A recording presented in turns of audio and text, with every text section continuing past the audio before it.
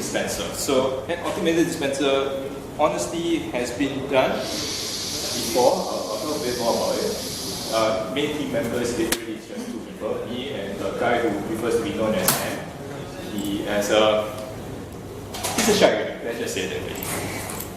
Okay, so, well, there's a lot of steps involved in this path to madness. And you can get the slides here and you can get the code there. It's a GitHub link, blah, blah, blah. And yes, as I said, this is not a new project. If you have been following YouTube, Sexy Cyborg has built her own automated dispenser, and that pretty much inspired this particular project. Now, unlike Sexy Cyborg's dispenser, which includes conveyor belts and the whole shebang, we just very simply focus on one aspect, which is the dispensing itself. So the dispensing, without further ado, I will let Em actually explain it. So yes. Refilling. Once it's fully refilled, there's no leak, no even how much you play with it. Now once you dump, it's just gonna dump one shot. That's it. Done. And it's gonna refill again. Good. Okay, so yeah, it's a pretty simple mechanic. It just depresses the valve, it releases the shot, let go, it refills the shot, and then you can depress the valve again. So now it's refilling. So yeah, so we started with very quick prototype. We built the prongs to depress it. So normally you would take the tub and you just depress it. So instead we have the prong to depress it instead. And we tried it out with a digital power supply. And without further ado, Oh, it's just nice. yeah, we were lucky on the very first try. So this guy, see? Now go below here, look at it here. See, it's not breaking it, it's pushing it just nice. So yeah, pardon the shaky camera because I was the cameraman, yes. Yeah, and shaky hands, comes with the territory. So, okay. So what you see is actually literally this particular motor. So this is actually a 12-volt motor, if I remember correctly, that we salvaged from somewhere. I still have no idea how we managed to find it, but we did find it. And one thing that you'll notice about this, and if you look at the code, is that we took a lot of pains and efforts trying to make sure this thing did not break this thing, the plastic valve itself. Because sadly, after we did this beautiful first try, everything was perfect. The second time we did it, we broke the valve. Oops. Luckily, we still had 4 more to go with. So yes, so now what if we make some controls? I mean, we've got the motor, it works, wow, yay, student project done already, yay. So in this case, the theory is very simple. Your DC motor literally works off polarity to change the direction. So if you apply polarity, it would spin clockwise. If you apply the reverse polarity, it will spin anti-clockwise. So this GIF is just to highlight that theory. So what we had is that we had a VMOS, and we started plugging in the motor controls in 2 channels, and then after that through the motor driver, the H-bridge motor driver, and then we had the VMOS to control how you want the polarity to change. And the code, very simple. As I said, it's really, really very simple. In fact, that's why we first talk, we get you eased in and then later we can whack you really hard. Okay? So this, if you have been working with Arduino code, you should be familiar with this. So we started by setting up our motor pins so that if we ever have change, it's easier, okay, rather than hunting through for all your postcode. Magic numbers. So the code is very simple. Digital right, apply high, low. Then when you want to stop, low, low. So you kill the entire motion. Then you want to reverse direction, high, low. Reverse it, then same thing, stop. So this was what we did for the very first prototype. And if you go into the GitHub page, that link earlier, you'll notice that our code is a bit different. We started working with if loop. So what we did was that we actually slowed the motor down by making it move in micro steps. Because, we broke the valve. So that's where one of the differences between the code. So when you look at the code, you'll notice that it's different from what you see on the slides. Don't worry. hopefully you can figure out what the differences are. Okay? So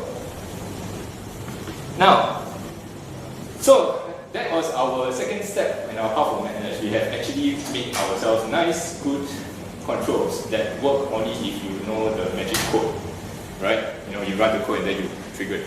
So how about if we make the trigger completely wireless, you know, by actually having it over HTTP, you know? So in short, if we can trigger it over the internet. And in this case, for BMOS, beautiful thing is that it comes included with an ESP8266 Wi-Fi module. So 8266 Wi-Fi module means that it's Wi-Fi ready. Yeah. You know, don't need to go buy another shield to put on your extremely expensive Arduino board. It comes built in. So, how to trigger and set up your Wi-Fi? Very simply, you need to include this, well, 3 libraries with a 4th library that we would recommend, but it comes with a lot of headaches. So, the first 3 are what you need to actually set up the module itself. And the last one is what we call Arduino OTA, over the air. OTA stands for over the air. It allows you to actually update the code in your controller without having to plug it in through your USB cable. But anyway, no worries. I'll provide some links as well for those who are interested in digging further at the end of the presentation. So initial code to get started, right? If you see there's actually boilerplate code ready to copy and paste. Link right here, okay? Or you can just type out this entire long string, okay? But okay, anyway, theory-wise for the Wi-Fi is that we are going to build a Wi-Fi server, and it's actually going to host a web page. And on the web page, it's going to contain a button to trigger the dispensing. So in short, you have created pretty simplified IoT solution, you know, where you press a button and something happens. Yeah, so this code can be re-applied for whatever you want to do, okay? So, in this case, when you look through the code, if you're lost, there are 2 things you just need to know. There are 2 key parts. One is that there is the part where we actually initialize the server, so Wi-Fi server, and 80 is actually the default port that you open up for your Wi-Fi server. And the second part will be the code itself. So the code falls all within this subfunction called void Wi-Fi server. So code and subfunctions go here. Now specifically for this dispenser, there is actually one way that we did the trigger condition. Basically, every time you click a button, it actually loads a page that appends a string of text. The string of text is dispense equals start. And what happens every time you run the code is that it always checks for all the text within the string, and it checks for this particular string itself. If this string exists, it will start the dispensing function. Simple? Okay? Right. So, yeah, HTML code, literally, it's built through the Wi-Fi server. It's actually within that void Wi-Fi server. It's entirely print in HTML code, then print in, you know, line by line, literally hard-coded website. And yeah, the triggers, essentially, you'll see that there are 2 triggers. One is a hypertext, and the other is an actual button, a form button, which you will see very soon. And yeah, based on that, yeah, I over-jumped. So based on that, I just show you the website itself. So where's my website? There you go. So, how do we get to this point? So, oops, suddenly I lost my page. How do we get to this point? So first thing first is that I need to give it Wi-Fi. So if you go in, our venue sponsors have given us a very beautiful password, www.guest, and do the hustle. Beautiful. So internet, and I created myself my hotspot. And with the hotspot, you'll notice that it's already connected. And in this case, this particular connection, the network name and the password is within the Arduino code. That means there is actually, you'll see 2 initialized variables asking for what is the SSID and what is the password. Because when it tries to connect, it will need this. Again, this is all part of the initial code from earlier in the links. But yeah, I'm just explaining a bit because honestly, it gave me a lot of trouble trying to figure out what people were saying when they were writing it. And yeah, and from here you can see the IP address, and you can see this is the IP address. And hopefully this works this time around. So I'm just going to click the link. Okay. 8 times out of 10 this works. 1 time out of 10 it doesn't, and 1 time out of 10 it fails terribly. So yeah, thank goodness. Probability saved us.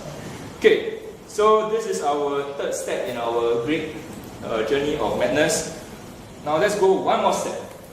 So you've got a website, and you can click buttons on it. Yeah, so you can build a website and all your IT applications on it. Okay? Let's go with voice. So number one thing, there are 2 ways you can do applets. There is a TFTP, if I remember correctly. No, if you click this, can't remember, it's a very long string of text. Another way is that you could use Google Assistant. So this one is going to show you how you can do it through Google Assistant. So first thing first, I'm giving you the reference itself. This is the creating shortcut commands. So what are we actually going to be doing? So yeah, specific, this is literally copied from the website. How to create a shortcut command using Google Assistant. So I'm not going to belabor this particular point. Go through the tutorial, it's beautiful.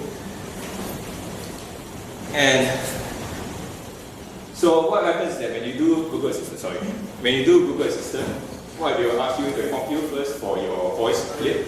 So you need to tell it something. This is the voice command to trigger the code. And then afterwards, they will need you to tell it what particular command you want it to achieve. So in this case, what we did was that we told it to go to this particular website. The IP address 192.168, and then after that /dispense equals start. So immediately you trigger the command right away. And just to give you an example, because my phone is too old to actually support Google Assistant, I have to give you this beautiful pre-rendered video. Let the water flow. Okay, Carl.